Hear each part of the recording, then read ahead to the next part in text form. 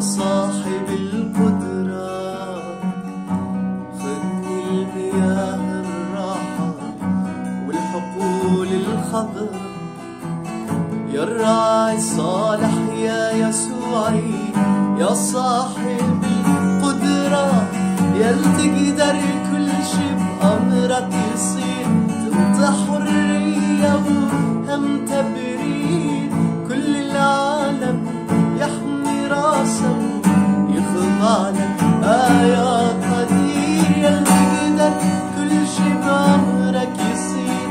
انت حرية وهم تبرير، كل العالم يحمي راسه يخضع لك. يا قدير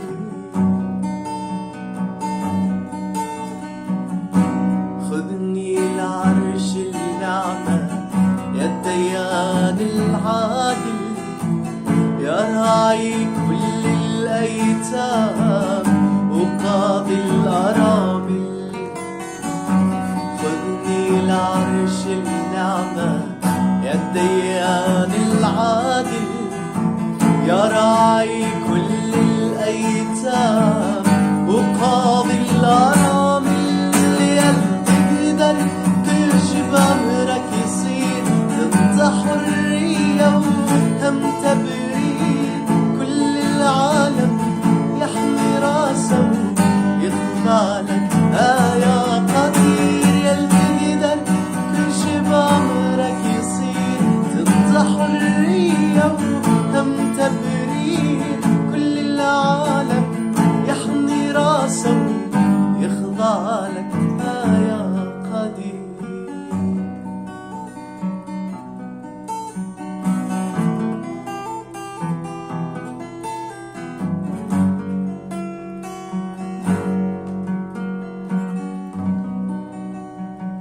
الله مكتوب عنه أنه هو قاضي الأرامل وأبو اليتامى، وهو أبو كل شخص ما عنده أب، ما عنده سند، ما عنده ظهر. حتى لو أبوك الأرضي موجود، لكن احتمال ما عندك هذا السند فعلا أو المثال الحقيقي للأب. وحتى لو عندك يبقى هو أبوك السماوي، الأب فوق الكل، واللي هو وحده يقدر يغير أمورك ويغير حياتك ويغير حتى الأمور اللي تشوفها مستحيلة. لكن هو يقدر في وقته يسرع به. لما يجي الوقت اللي هو محدده، هو يجي ويسرع حتى يغير حياتك. اسأل كل اللي اختبروه، لا تسأل بس الناس اللي تحكي، لكن اسأل الناس اللي اختبرته، الناس اللي فاتت بآلام، الناس اللي مشت بالبرية فعلا، بالأرض المقفرة، الناس اللي عاشت أيام مليانة ظلم وشي، وبعدين لما شافوا الله هو غير الأمور وغير الأوقات وغير كل الأشياء. وإجا هو مكتوب عنه إله تعويضات همين، معناها أنك راح تفوت مرات بأيام وأوقات وشي تشوف أنه جاي تخسر جاي تخسر جاي تخسر. يا رب وينك جاي أخسر؟ يا رب وينك حياتي ما جاي تتغير؟ لكن لما يجي الله إله تعويضات، ينطيك تعويضات عن كل اللي فات.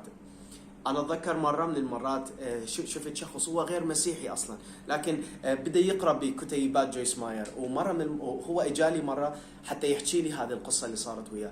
قال إنه هو كان في زمن يعني بالزمن قبل في العراق، انسجن بتهمة سياسية. هو أصلا ما له أي ذنب، لكن انسجن لتهمة سياسية، وعلى أساس هذا الشيء انفصل من الوظيفة. وبعدين هو سافر حتى خارج العراق وتركه.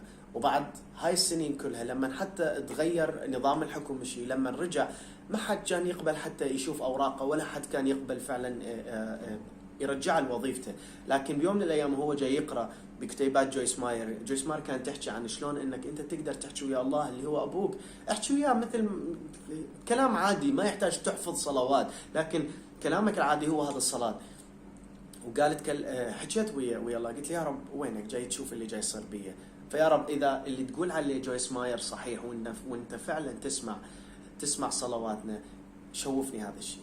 وقال استغربت له، قال قدمت من جديد على الوظيفة، قدمت الفايل، قالوا لي المدير يريدك. ولما رحت على المدير رحب بي بشكل غير عادي، قال وخلاني اجي وبدا يسالني وينك طول هالفتره هاي. ايش عجب هسه يلا اجيت اتقدم. فهو قال له شلون هسه يلا اجيت اقدم؟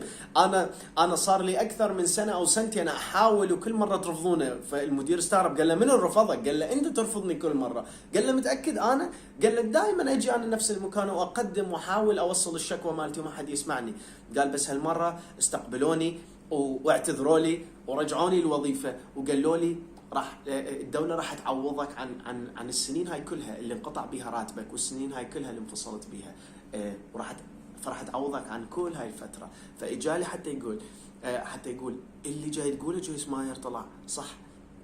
ف تخيل هذا نفسه اله تعويضات عن السنين اللي فاتت كلها، عن السنين جاي تمر بها. يجي وقت تعويضات يعطيك الله اشياء مضاعفه ومضاعفه ومضاعفه، اللي اصلا انت ما كنت يمكن تقدر تحصلها بذاك الوقت، ينطيها لك دفعه واحده. فامن بالهك ما راح يتركك ابد.